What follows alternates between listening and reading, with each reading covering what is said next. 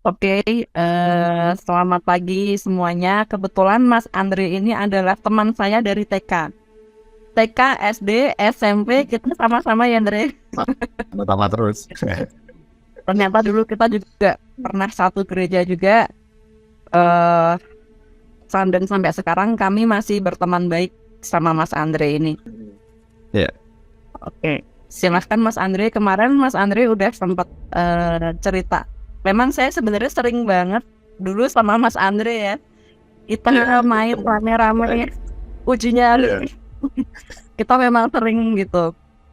Mungkin Mas Andre bisa dimulai cerita pertamanya Mas Andre. Silahkan Mas Andre. oke. Jadi cerita pertama saya ini dimulai dari tentang foto-foto hantu lah.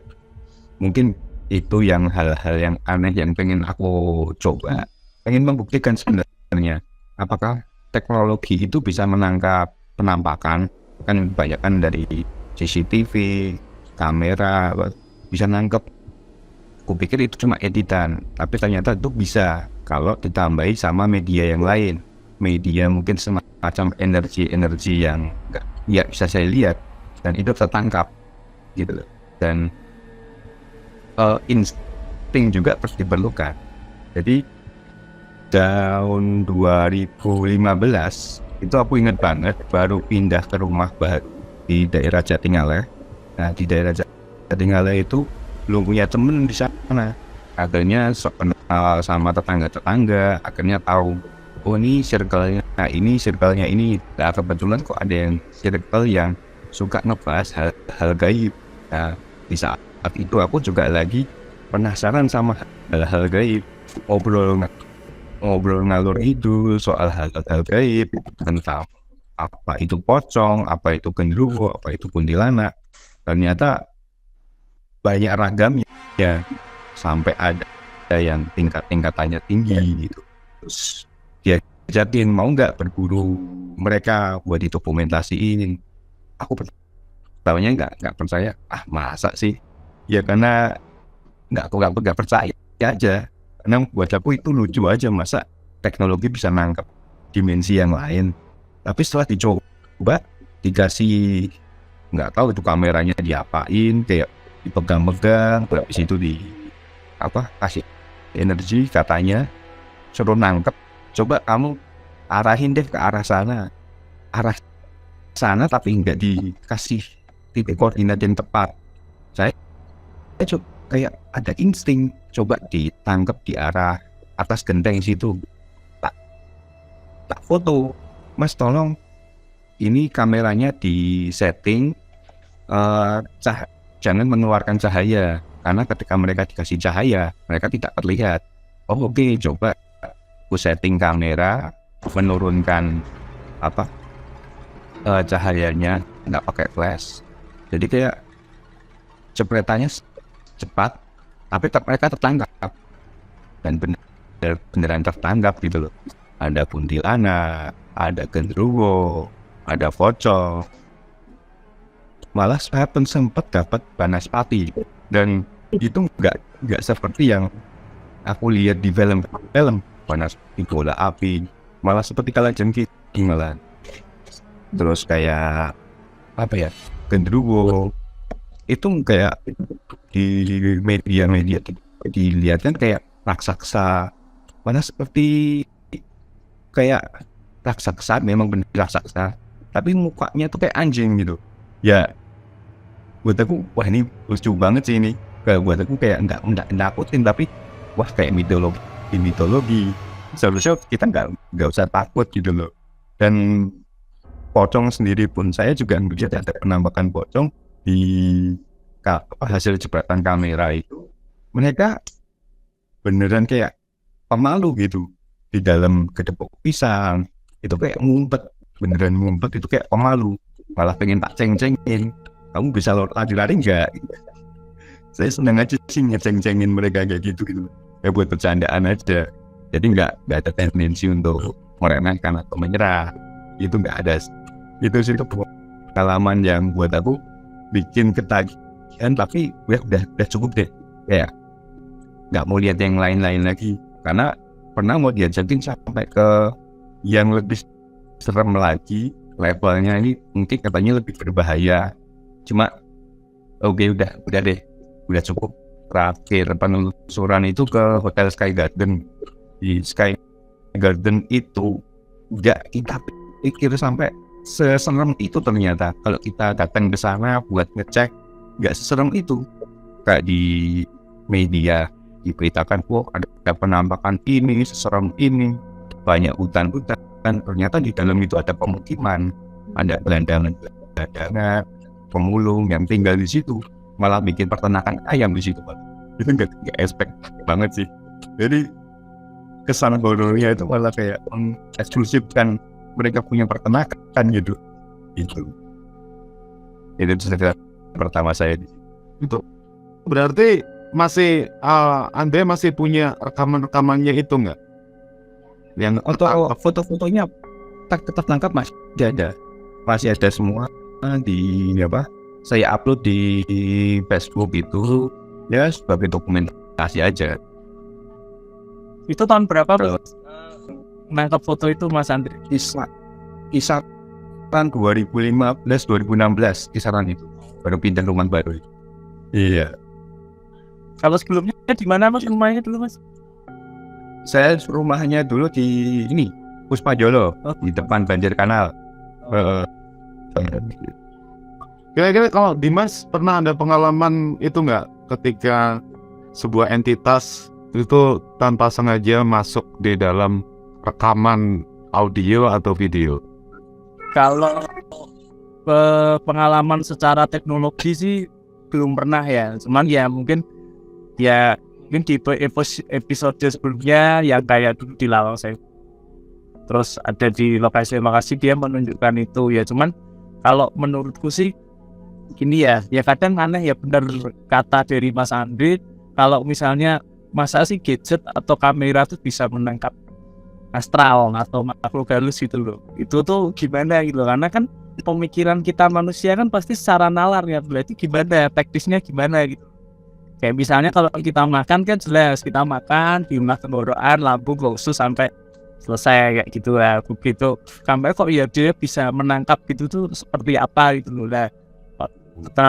Terus Mas Andre juga cerita kalau waktu sebelum diambil gambar itu didoa-doain ya Mas? Iya. Dibaca dan doa gitu. Itu sempat ditanya nggak doanya apa gitu nggak? Dia nggak meraba nggak bersuara, tapi mimik mulutnya tuh kelihatan gitu loh. Oh ini lagi mendoakan sesuatu apa gitu. Cuma nggak tahu dia doain apa, ngasih apa gitu, nggak tahu sih. Oke. Lah setelah foto itu objek yang mengganjil itu ya Mencet. berapa lama itu dan? Soalnya kan ada nih di foto dia nggak ada apa-apa, begitu dia sampai ke Jepang itu dia muncul. Oh gitu. Kalau itu real life, itu langsung real time-nya langsung dikasih tahu arah sana di foto, terus gambarnya aku zoom kelihatan itu membentuk sebuah pola tubuh, sebuah pola kepala, itu langsung terlihat. Besok pun aku buka lagi filenya itu tetap sama, sampai di posting di Facebook juga masih sama, jadi nggak ada perubahan sedikit pun gitu. Disimpan sampai sekarang masih muncul ya itu ya? Masih muncul itu. Sampai itu kata orang itu berarti mendapatkan keberuntungan dalam seumur hidupnya. Iya. Tapi aku ada cerita yang serupa seperti yang dikatakan Andre soal bagaimana makhluk halus ini itu bisa masuk di dalam kamera. Itu terjadi pada 2006 ketika saya juga lagi-lagi di Lawang Sewu. Waktu itu masih marak, kita bisa ke sana kapanpun, baik pagi maupun malam ya, masih belum terjadi restorasi pada saat itu. Nah kebetulan pada saat itu saya mengantarkan band dari Jakarta yang kebetulan habis main di Semarang, namanya bandnya The Upstairs. udah habis Saya- akhirat ini. Iya. Terus kemudian udah ini ya habis makan, biasanya kan habis makan nasi ayam terus pagi dan sebagainya, terus kita menuju ke sana. Pada saat itu, saat masuk seperti biasa, udah kemudian ada salah satu pemandu. Saat itu masih ada pemandu yang memberitahu kepada kami, kalian kalau mau menangkap sesuatu nanti ikutin saya, tetapi difoto 2 kali ya. Ya sudah, akhirnya si pemandunya bilang, lihat itu di pojok itu, ya udah difoto 2 kali. Saya mulainya tuh nggak paham itu untuk apa 2 kali. Jebret, oh di situ mas. Oke, aku mikirnya mungkin di situ ada penampakan ya dan sebagainya. Udah, jalan-jalannya berlangsung sih dengan enak, dengan ada ketakutan sana sini gitu. Tapi kita belum yang melihat yang sesuatu yang tampak nyata di mata. Mungkin ada di rombongan kami ada sekitar 15 orang ya. Kalau saya memang tidak ada kemampuan untuk melihat. Sehingga ya sudah, saya sampai di tempat. Terus waktu itu saya masih kuliah dan menjadi editor di majalah MOS waktu itu. Saat itu malam-malam saya transfer foto-foto tersebut gitu. Terus akhirnya saya mulai paham kenapa kok itu 2 kali gitu. Ternyata 2 kali itu sebagai pembanding. Setelah itu aku melihat dari dua scene ini, kok ada yang berbeda ya. Terus akhirnya aku di Photoshop di brightness dan contrast gitu. Akhirnya muncul ternyata benar ada 3 langsung sekaligus. Yang pertama, tampak terlihat seperti serdadu Jepang dengan seragamnya warna coklat. Terus yang kedua, yang di tengah itu gendruwo, jadi hitam.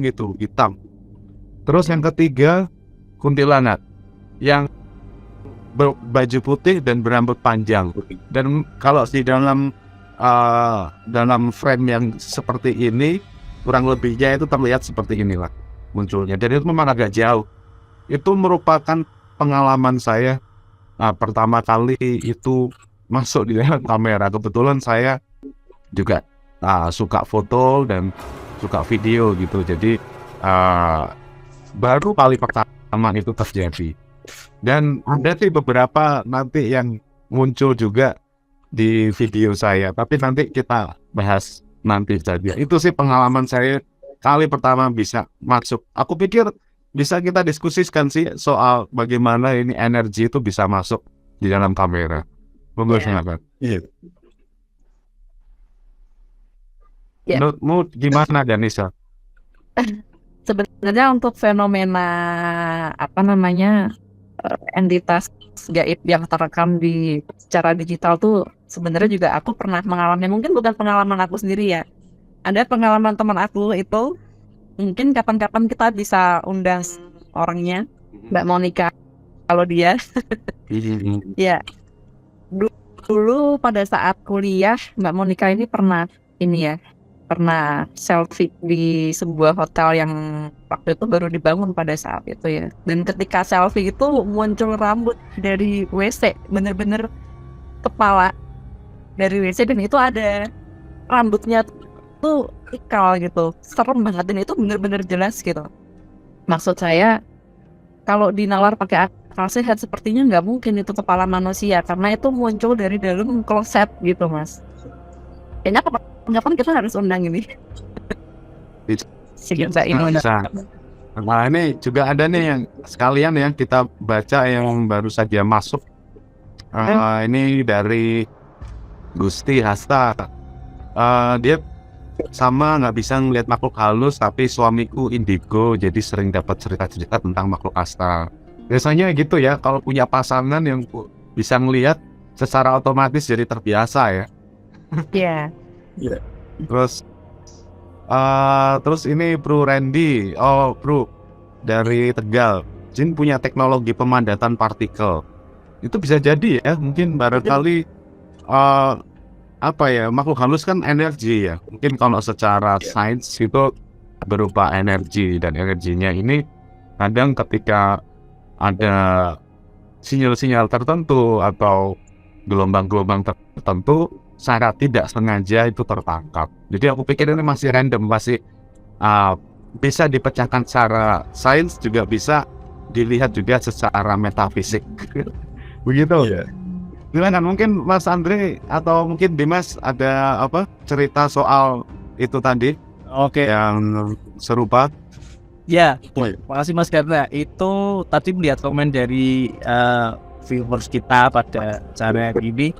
Sebenarnya aku kan kadang suka itu ya, ketemu orang-orang yang punya kemampuan khusus dari Tuhan ya, artinya bisa tahu seperti itu. Dan ada yang menjelaskan itu gini, ya kembali lagi aku masih ingat dulu waktu kecil itu ada majalah tentang isinya horor. Waktu itu rumahku di daerah Tanah Mas, mungkin sekitar tahun 98, 99 itu.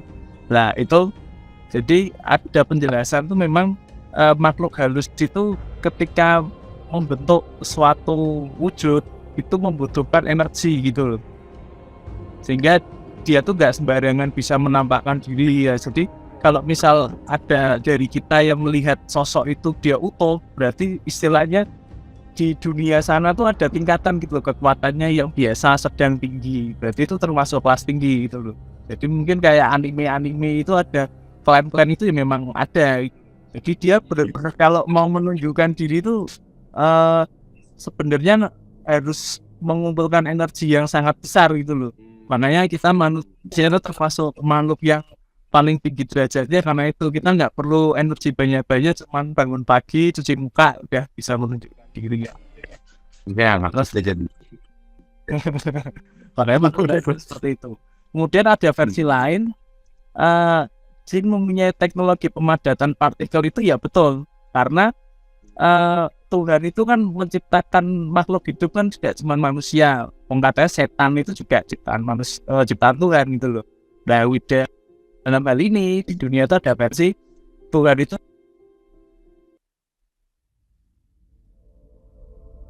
ini sharing juga ya.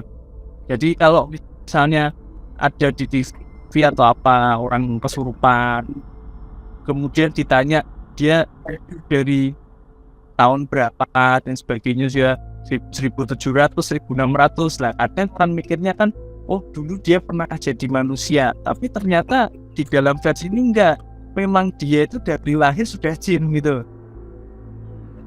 Nah ketika dia ingin menunjukkan ke dunia manusia, dia menyesuaikan wujudnya supaya manusia itu mengerti keberadaan dia. Iya. Aku kayaknya juga pernah dengar itu memang ternyata di dunia ini memang ada manusia, ada jin, dan juga manusia setengah jin. Ada juga jin setengah manusia. Entah itu percaya atau tidak, dari beberapa cerita yang saya dapat dari beberapa ini ya memang itu ada gitu diakui. Berarti keberadaan mereka barangkali juga bisa dilihat Ada. tapi itu akan menjadi tema yang menarik yang nanti kapan-kapan bisa kita bahas ya. Bisa secara khusus. Dan mereka juga punya dunia sendiri. Jadi kalau kita mungkin ada teman di kafe apa-apa, mereka juga punya versinya sendiri. Iya. Tapi Wah, gitu. ini di lingkup satu bumi ini, cuman beda dimensi aja mungkin. Nah sekarang yang ngetren multiverse apa? Iya. Dan apa Andre mungkin cerita berikutnya ini kita sudah nggak sabar untuk mendengar cerita berikutnya nih dari Andre. Silakan, mungkin kisi-kisinya apa ini sebelum Kisi-kisinya tentang Lawang Sewu. Oke. Ini ceritanya mungkin bisa dibilang horror komedi, aku yang iri, atau gimana ya? Oh ya, nggak, orang normal itu nggak akan melakukan seperti ini. Nah, Jadi itu pas timelinenya itu di tahun 2004 atau 2005, itu masih masa kelas 2 SMP. Aku inget banget itu kita ngadain, yuk kita uji nyali bareng-bareng di Lawang Sewu. Uji nyali tapi 26 orang. Itu kita ngajak tawuran sama penghuninya Lawang Sewu sih. itu Lawang Sewu masih belum seketat sekarang ya Andre ya. Masih seketat sekarang, pintu bawah tanah masih dibuka. pintu bawah tanah masih dibuka, alang-alangnya banyak, Banyak. airnya masih tinggi. Ya seperti yang itu Lawang Sewu untuk uji nyali di dunia lain dulu itu. Ya. Singkat cerita, kita perjalanan ke sana, kita masih ketawa-ketawa dari SMP ke Lawang Sewu, kita masih ketawa-ketawa. Masuk Lawang Sewu kita masih sok-sokan kuat, sok-sokan berani. Terus itu kita sudah mau nyampe mulutnya pintu bawah tanah, kita udah mulai jiper semua. Tapi aku kayak nggak ngerasa kayak ada ketakutan. Aku malah lebih penasaran. Ini di ruang bawah tanah itu isinya apa sih? Apakah ini untuk sistem pengairan, ataukah ini untuk penjara, atau apa? Atau gudang di bawah? Itu malah penasarannya seperti itu, karena aku suka sejarah gitu. Tentang Lawang Sewu, aku suka sejarah-sejarah. Begitu masuk, kita itu kayak berputar di lorong itu bentuknya kotak. Kita kayak berputar-putar, kita masuknya ke satu celah ke lain itu lewat kayak lubang jendela. Mungkin sekitar ukuran 50 kali 50. Itu kita masuk.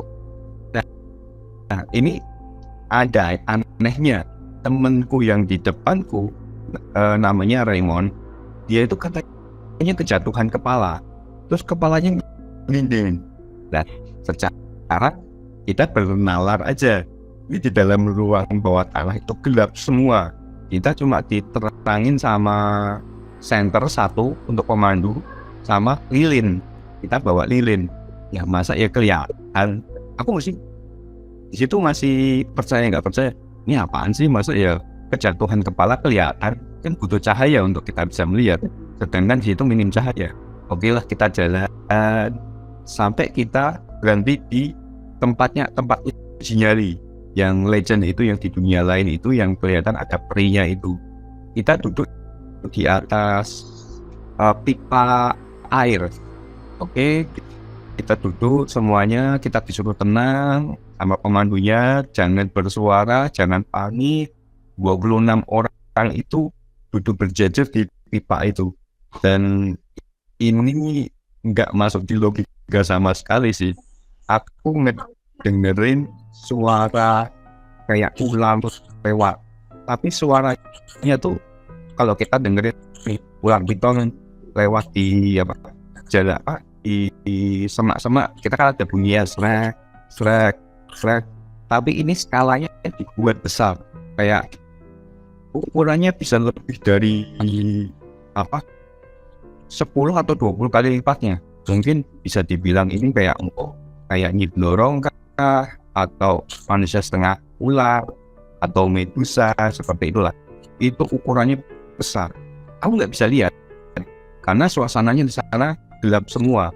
Tapi aku ngedenger suara itu lewat srek, dan itu cukup lama, kisaran 3 menit sampai 5 menit. Dan itu bikin aku sedikit panik.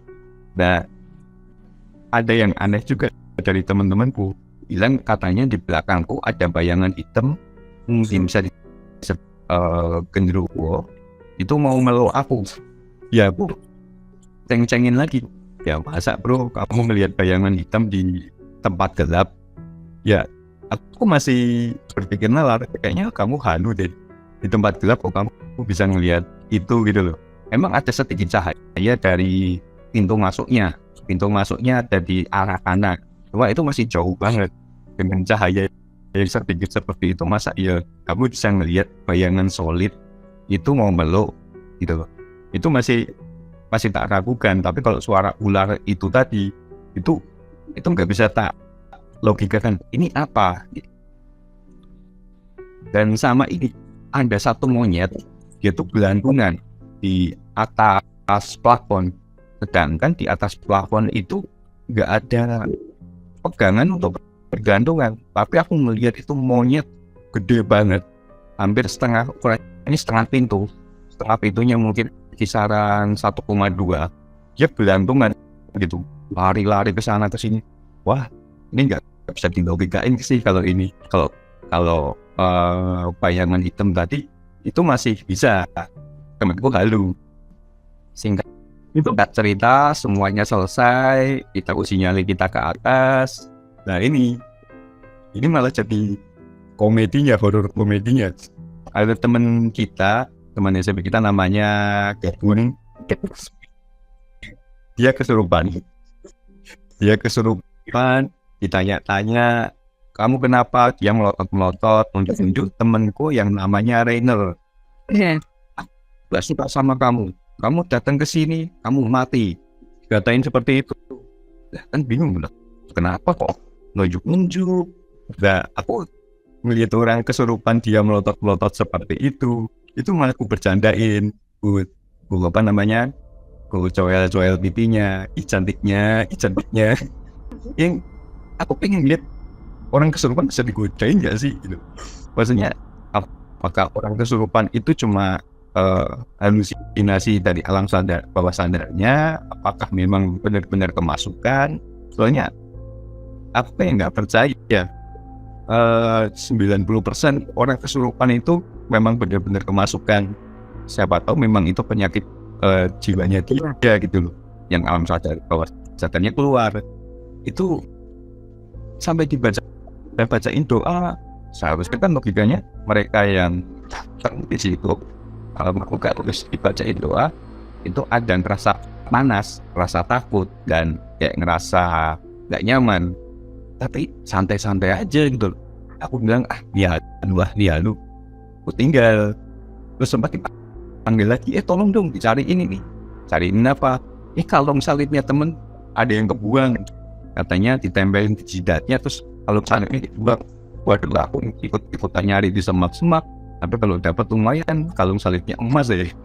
Sampai kepikiran buat yang gitu. Akhirnya kita di luar, di depan pos, kita ngobrol-ngobrol. Kenapa sih kok si Rainer di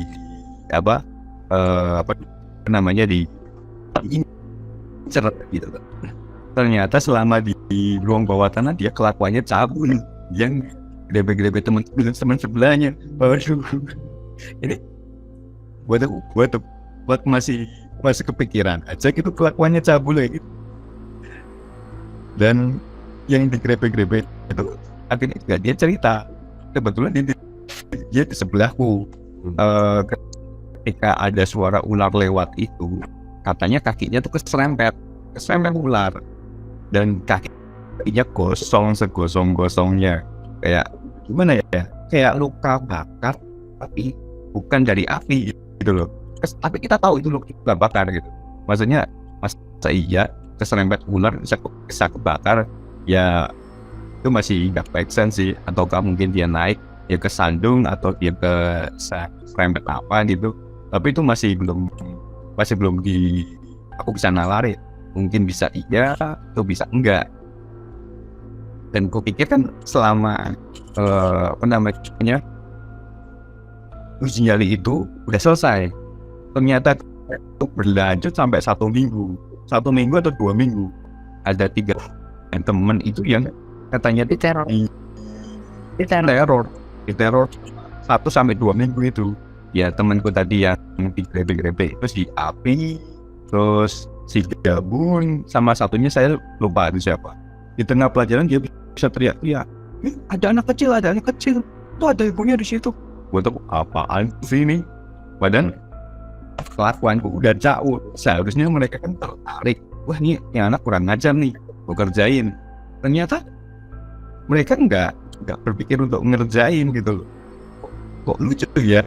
Mereka dikerjain, tapi mereka malah nggak mau gitu loh. Mereka maunya sama mereka yang mungkin polos atau seperti apa gitu loh. Perasaan kayak di mana-mana kita bilang harus jaga tata krama dan lain-lain, jangan caur. Tapi ketika kita caur kok mereka nggak ngasih perlawanan. Itu sih, itu selama pengalaman masa SMP yang mungkin dibilang ini horor tapi kok nggak nakutin, malah bisa ceng-cengin. Ya itu sih kekonyolan SMP dulu.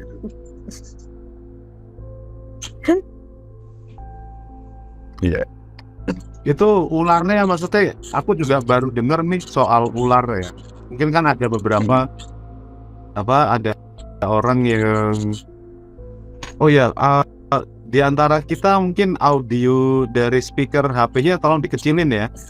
Ini agak masuk di dalam. Oke. Ya apa? Yang ular itu kalian Dimas sama Danisa pernah dengar soal ular besar raksasa ini ya yang diceritakan Andre? Saya pernah sih. Oh ya, udah bisa dulu. Oke. Lanjut. Kalau melanjutkan cerita Mas Andre, memang sebenarnya pemandunya menyampaikan memang di situ ada sosok ular ya, Andre, kepala manusia kalau nggak salah waktu itu. Kalau itu aku nggak tahu. Nggak tahu. Dengerin.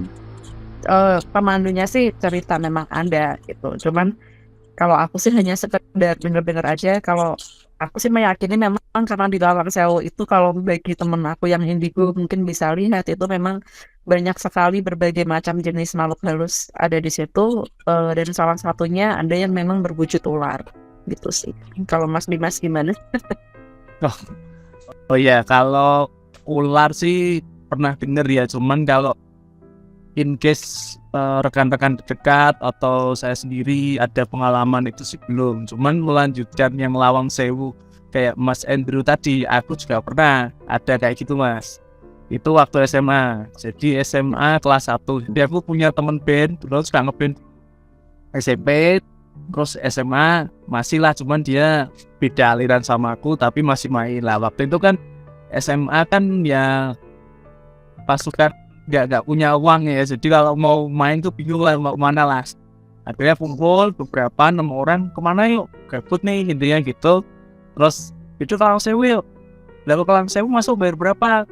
Udah nanti kita urunan aja uang berapa, tumpuk nanti bayar apa tour leadernya. Nah kita ke sana, tapi posisi Lawang Sewu sudah direnovasi, artinya kan memang Lawang Sewu kan sebagai cagar budaya UNESCO ya secara internasional, makanya bisa jadi sebagus ini itu karena dari biayanya PBB dalam hal ini UNESCO. Jadi bagus. Akhirnya ke sana kita ketemu TL-nya, udah urunan tadi dikasihkan TL-nya, dijelasin oh ini bangunnya ini secara historikal dulu dan sebagainya. Terus aku langsung nyeletuk nih, Mas bisa bahas yang horor-horornya enggak? Oh bisa Mas, kalau mau, tapi naik ke atas lantai 3 itu loh, yang panggung itu. Nah, naik nih ke atas bareng-bareng. Itu posisi jam 10:30 malam, di Kamis malam Jumat. Terus masuk, nah terus jelasin. Jadi itu TL-nya bilang kalau mau ngerasain suasana sini silahkan, siapa yang mau. Jadi nanti jalan sendiri dari sini sampai ujung sana, sampai tempat panggungnya itu jalan terus lurus tengah gitu, tapi sendiri. Nah, terus akhirnya 2 nih yang nyoba, aku sama temenku yang satu band itu. Temenku duluan nyoba, kayak belakangnya tuh digini-gini nggak tahu. Akhirnya nyoba nih jalan tengah. Jadi awalnya jalannya cepat, tapi begitu ke tengah tuh dia tuh kayak pelan, jalannya pelan. Terus dia diam sejenak kayak gitu, tahu balik kanan tuh lari balik terus dia kayak terengah-engah gitu. Terus kenapa terus nanti kamu dulu lah. Akhirnya aku nyoba itu udah digini-gini juga nggak tahu kenapa. Terus aku jalan, padahal itu di sana sumuk dan anginnya tuh angin tenang, bukan angin yang sembilir apa enggak. Lah begitu udah jalan terus perempat jalan tuh anginnya tuh kenceng banget, anginnya kenceng. Terus merindingnya tuh makin kesana makin kenceng banget kayak gitu. Begitu sampai tengah itu rasanya tapi nggak melihat sosok ya. Itu dari depan tuh kayak ada orang buahnya tuh mau ngeroyok itu loh. Nah, pasan tuh langsung kayak deg-degan, udah merinding deg-degan gitu lah. Aku coba jalan lagi tuh tambah kuat itu aku ngerasain betul itu. Tapi kok ya aneh tapi nyata, tapi ya ternyata yang dirasakan kan itu ya. Tambah sih kok tambah sasar ya udah. Terus aku akhirnya aku gak lari sih, aku cuman gigi-gigi tol pas udah pas udah nyerah gitu. Akhirnya balik jalan dia datang deh. Terus akhirnya jalan bareng-bareng. Nah habis itu setelah selesai itu rasanya kayak capek banget, kayak habis lari berapa putaran gitu. Padahal cuma jalan, tapi udah kayak capek keringetan kayak gitu. Nah ternyata temanku juga tak tanyain, dia juga merasakan hal yang sama nih. Artinya ketika dia di sana tuh rasanya kayak berisik, anginnya kenceng, ada dinginnya, ada panasnya, terus ada kayak orang buahnya tuh kayak mau ngeroyok ya. Dia tuh karena dia ketakutan dia langsung spontan lari. Jadi kalau aku menangkap hal seperti itu ya kembali lagi tadi, mungkin ada dimensi lain yang punya ruang kehidupan sendiri gitu. Kira-kira seperti itu, dan mungkin dia tuh yang memperkenalkan nih loh, kita tuh ada nih sebagai itu was karena dan mungkin teman-teman semuanya. Nanti banyak ya sebenarnya, hampir semua orang Semarang pasti mengalami cerita dan memiliki ceritanya sendiri dengan Lawang Sewu. Yes. Mungkin ya udah ini temanya wes Lawang Sewu season we nanti ya kalau nanti di upload di YouTube. Buat teman-teman, buat teman-teman yang sudah menyaksikan sekarang adalah Horror More Podcast yang episode yang ketiga bersama dengan Danisa, Dimas, dan Andrew. Yang saat ini kami disiarkan langsung dari Oakland, California, di Semarang, dan juga di Surabaya ya. Ya, dan juga di Bogor. Ini lengkap Mas. Jawa Barat, Jawa Tengah, Jawa Timur. Timur, ya. Dan apa ya, untuk horor-horor ini karena sebelumnya teman-teman yang mungkin baru bergabung, horor-horor ini sekarang adalah podcast, berformat podcast. Sebelumnya horor-horor ini adalah flash fiction, fiksi kilat, tulisan fiksi kilat pendek horor yang saya tulis pada 2012-2011 pada saat itu. Kemudian ingin rasanya memiliki format yang lain yang bisa berbicara seperti ini dan menceritakan langsung kepada pemirsa. Dan nanti teman-teman yang nanti hanya sekadar mampir nanti akan di-re-upload lagi di YouTube channel saya Garna Raditya. Nanti juga audionya juga akan di-enhancing dan juga akan dikasih background musik juga biar tambah asik. Oke, mungkin Danita ini mungkin belum cerita ya soal untuk yang episode kali ini. Mungkin Danisa mungkin kalau ada selain dari di Lawang Sewu, mungkin apakah ada pengalaman misteri lainnya yang di Semarang? Silakan. Kalau di Semarang itu untuk pengalaman misteri aku juga ini ya belum ada cerita lagi sih. Malah mungkin Mas Andre itu punya satu cerita lagi. Kayak Mas Andre pernah cerita dulu tindihan. Iya, ketindihan. Iya, tindihan. Itu emang mungkin bisa diceritakan Mas Andre pernah tindihan itu gimana ceritanya? Aku tindihan cuma sekali, mungkin 2 kali, tapi satunya nggak sadar. Yang kedua ini, ketindihan yang kedua ini, aku baru benar-benar ngerasain ini yang dibilang ketindihan sama orang-orang ya, bisa mendengar atau merasakan sensasinya makhluk halus gitu loh. Aku pikir itu penyakit medis, tapi kalau dipikir-pikir lain kok ini kayaknya nggak penyakit medis deh. Jadi ceritanya ini dimulai pas tahun 2013-2014. Itu kebetulan masih di rumah lama dan itu aku masih di masa tugas akhir. Nah, ini untuk kamarku itu ada di lantai 2. Di lantai 2 itu cuma ada satu kamar dan semuanya gudang dan gelap. Nah, di kamarku ini ada 2 pintu masuk kamar dan pintu balkon. Nah, karena aku aku udah kecapean untuk bikin tugas akhir sekitar jam 12 malam, terus bosen nih ngegame untuk ngerelaksin pikiran sampai jam setengah 4 atau jam 4 pagi baru juga ngerebahin badan di kasur. Tahu-tahu kayak ada sensasi kita nggak bisa bergerak, kayak ditindihkan sama tekanan tinggi, kayak di air kalau kita berenang ada tekanan itu ditekan. Aku ngerasain setiap sensasinya tuh bener-bener tak rasain. Gerakin jari nggak bisa, gerakin mulut nggak bisa, tapi mata masih bisa melihat kanan ke kiri itu masih bisa. Semua indera peraba terus itu nggak berfungsi semua, berasa benar-benar kayak off semua. Tapi sensasi kulit kita merasakan kayak tahu-tahu berubah drastis menjadi dingin, kulit itu langsung jadi dingin, dan gimana ya, merindingnya tuh kayak bener-bener kayak cekit-cekit gitu loh. Biasanya kan kalau kita merinding cuma kalau ini cekit-cekit, wah ini kenapa ini? Aku berpikir logika, ini kenapa ini? Ayo bergerak. Aku memerintahkan satu jari aja dulu. Ayo jariku bergerak. Dan dia bergerak. Nggak berselang lama. Itu ada suara cakaran dari pintu balkon. Aku bisa mungkin tahu ini cakaran 3 jari. Mungkin kayak Wolverine dia nyakar gitu. Karena suaranya 3 cakar itu kita tahu, ini cakaran 3 jari. Keras.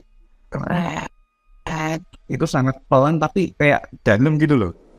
Di pintu yang masuk itu ada kayak suara desahan atau auman cewek. Suaranya kayak gitu, kayak menteror, benar-benar menteror dari kedua pintu. Itu bisa dalam waktu bersamaan, itu bisa berbarengan. Itu prosesnya benar-benar lama, mungkin sekitar 5 menitan. Itu sekitar 5 menit. Aku bisa ngerasain itu 5 menit karena ketika udah ada kejadian itu, ada suara desahan wanita, terus ada cakaran kuku yang di dalam pikiranku cuma aku doa. Pada saat itu aku doa Bapa kami secara berurutan 3 kali doa Bapa kami, minta untuk dilepaskan, dan kayak timbul sebuah amarah marah untuk menjaga teritori rumahku gitu. Begitu sudah 3 kali, badan jari sudah bisa bergerak, sendi-sendi sudah bisa bergerak secara pelan-pelan. Ini nggak tahu-tahu gerak gitu, nggak. Itu kayak orang yang baru bangun tidur pelan-pelan gerakin tangan, ini gerakin tangan. Begitu semua sudah on, oke, bergerak. Hal yang aku lakuin, aku ambil tongkat, keluar dari pintu balkon. Nggak tahu, aku pengen keluar pintu balkon, tak cari di mana kuntilanaknya, dan aku bisa tahu itu kuntilanak. Padahal aku tidak melihat, nggak merasakan apa, tapi kayak ada insting, ini kamu diganggu kuntilanak. Aku ambil tongkat, tak cari, mau pukul kepalanya gitu, karena gangguin orang habis tugas akhir, habis nge-game, habis fight, kok lu nggak datang gangguin, kok so asik banget lu datang gitu. Dan aku cari nggak ada. Dan di arah selatan itu jarak mungkin sekitar 10 atau 10 rumah dari rumahku itu, di atas genteng gitu kok. Aku melihatnya ada sesuatu yang janggal. Tahu aja kayak ada insting di sana. Kayak melambai-lambai gini. Ku pikir itu layangan yang kesangkut. Tapi ku perhatiin makin lama kok. Loh kok ini kain putih ya? Melambai-lambai kayak manggil. Oh ini kuntilanaknya. Saking emosinya aku sampai lari dari atas genteng itu ke genteng. Kan rumah kan ada genteng utara, genteng selatan. Sampai ke genteng selatan itu mau wajib berantem itu kuntilanak itu. Ya dia, ayo lu maju lu. Katanya lu bisa terbang. sampai teriak-teriak itu. Tetangga ada yang tahu, yang ngeliat ke atas ngapain ini. Tapi memang tetangga itu tahu kalau aku senekat itu sama makhluk-makhluk seperti itu. Ketika aku ada di atas, tetangga-tetanggaku itu ngerasa aman karena aku sebagai yang jagain tetangga-tetangga. Kalau ada makhluk halus atau apa, atau misalnya ada yang kebegal di depan banjir kanal itu, pasti aku langsung teriak, langsung laporan. Nah, ketika mereka ngeliat itu, oh mungkin lagi ada yang gangguin. Itu bener-bener kayak orang lagi habis kerja keras, depan, terus tahu-tahu ada yang gangguin. Marahnya gitu bawa tongkat mau dipukul badan, ya dipikir mereka yang dipukul ya nggak kena juga sih. Gue ya aneh juga sih teriak-teriak sih. Gitu sih, itu pengalaman yang mungkin orang-orang biasanya ketakutan, tapi aku malah nekat ngajak berantem. Kebanyakan sih aku ngajak berantem. Kalau misalnya digangguin sama mereka gitu, malah ada yang aku ceng-cengin sih. Kayak gitu sih. Enggak. Tapi kalau Andre sendiri pernah nggak mendengar kalau mereka itu bisa dipadatkan gitu dan kemudian kita bisa memegangnya? Kalau mendengar atau kayak gitu, aku belum tahu. Tapi sepengetahuanku, aku sering dengerin cerita dari teman-teman mereka yang punya kemampuan. Mereka itu tergambar dari image yang kita pikirkan. Jadi kayak misalnya kita mikir itu jadi pocong, ya akan jadi pocong. Karena itu yang digambarkan mereka. Mereka bisa tahu, oh ini orang takut sama pocong nih, ya jadiin pocong. Makanya kalau aku setiap kali ketemu atau ada merasakan hal negatif, harus berpikiran waras dulu. Pikirin hal-hal yang nggak masuk akal. Semisal robot-robotan, Gundam, atau Transformer. Mereka akan bingung sendiri. Loh, kok jadinya kayak gini? Itu sih aku kalau di teman-teman, misalnya teman-teman indigo atau perkumpulan gitu lagi ngobrolin itu, mereka berbagi informasi, aku menurut saja mereka membentuk dari, mereka kan dari energi-energi berkumpul, terus merasakan sensasi takutnya manusia itu jadi apa, ya dia akan jadi itu. Tapi kalau untuk bisa dipadatkan dan dipukul, kayaknya itu aku masih belum nemuin informasi seperti itu. Karena kebetulan saya penikmat pemburu hantu yang ada di YouTube itu, salah satunya Gending Misteri, Andre DMS, terus Lensa Gaib. Mereka itu punya yang dia tawarkan itu, mereka kan melakukan live, terus melakukan pemburuan itu. Jadi terus mereka bisa memadatkan dan kemudian membuat mereka kaku, sehingga mereka kemudian bisa melakukan hal-hal yang mereka inginkan. Misalnya kayak mereka pernah unboxing pocong misalnya, terus mereka pernah memukul pocong gitu, karena dia kan di freeze nggak bisa, jadi bisa dipukul gitu loh. Terus ada juga yang dikasih petasan, dan petasan itu gitu langsung hilang. Jadi hal seperti itu kan sulit untuk dijelaskan. Tetapi apakah itu rasa penasaranku terhadap makhluk halus itu bisa dipadatkan dan kemudian bisa dipegang. Tapi nyatanya yang setelah saya lihat di YouTube itu, mereka bisa dipegang. Kira-kira dari kalian bagaimana?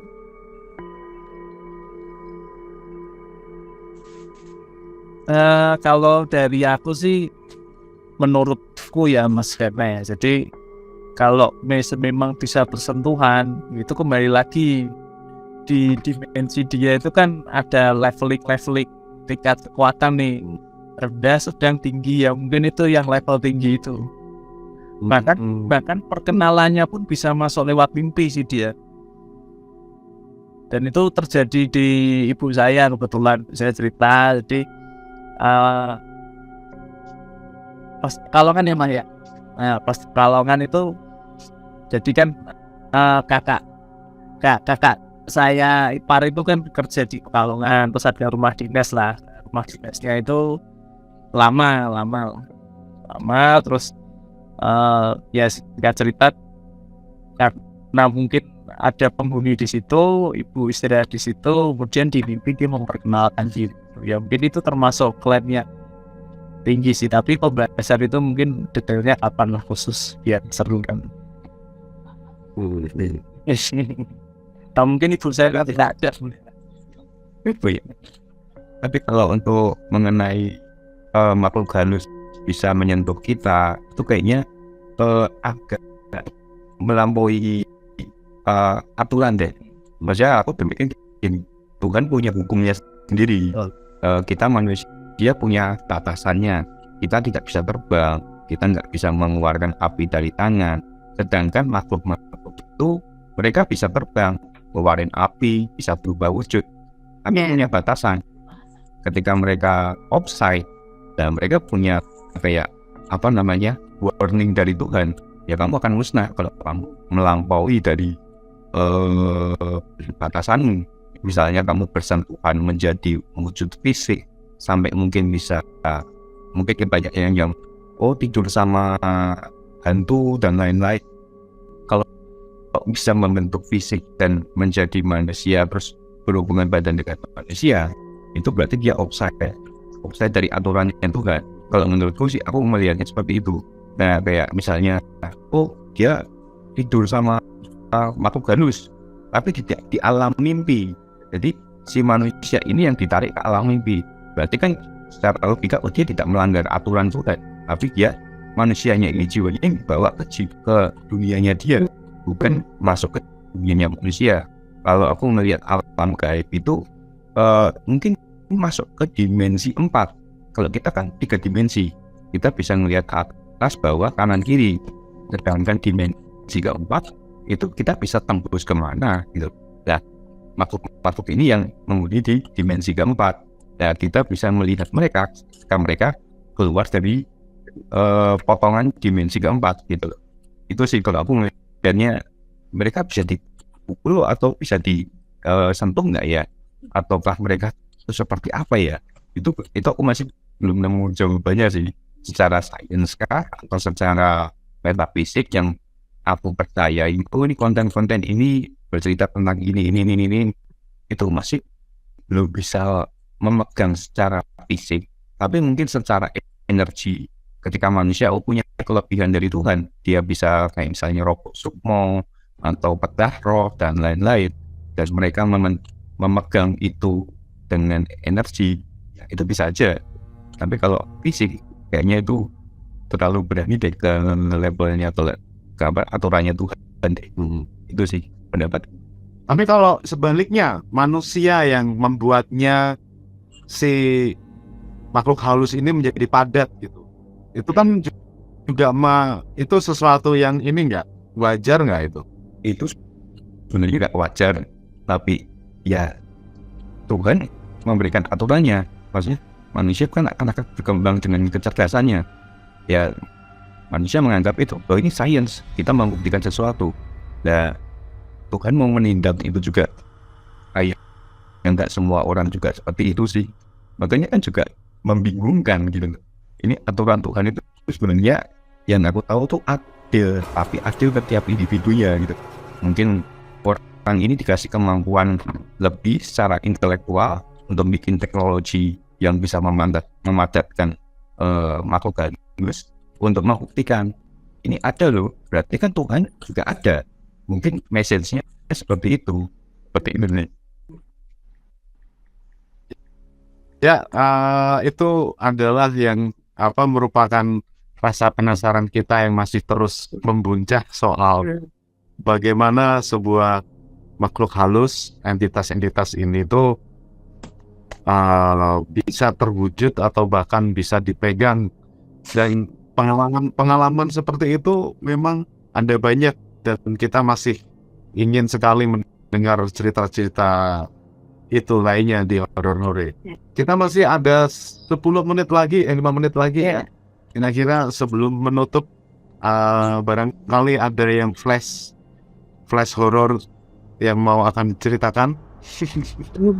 Aku sih kalau dari aku menambahi dari Mas Andrew sih, intinya kembali lagi horor atau misteri, mistik itu kan sesuatu yang sangat kompleks ya. Artinya banyak versi yang sudah timbul sampai detik ini. Ada versi A, B, C sampai D, dari sisi sains, dari sisi adat atau kepercayaan, dari setiap ras dan lain sebagainya, yang itu diinlainkan, di-crosskan dengan pengalaman nyata dari kita sebagai manusia. Makanya semua punya makna masing-masing. Ternyata menurut ABCD yang kita alami ternyata menurut versi yang D. Kemudian ada yang lain mengalami apa? Oh ternyata versi yang B. Jadi memang misteri itu akan selalu menimbulkan keseruan dan warna itu sih, karena yang paling jelas kita bisa ceritakan kan apa yang kita lihat dan kita rasakan. Jadi seperti itu Mas Gardner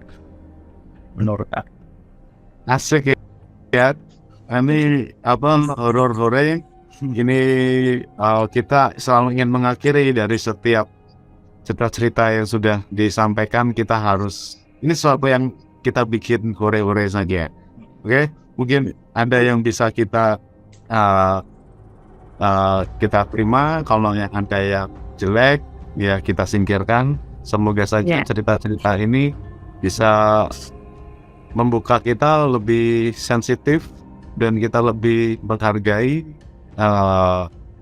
dimanapun berada, karena barangkali di pojok atau bahkan di sebelahmu ada, kalau ada yang kotor ya dibersihkan Mbak, supaya tidak diganggu. Ya. Baik, terima kasih untuk Andrew yang sudah memberikan waktu untuk cerita-cerita horornya.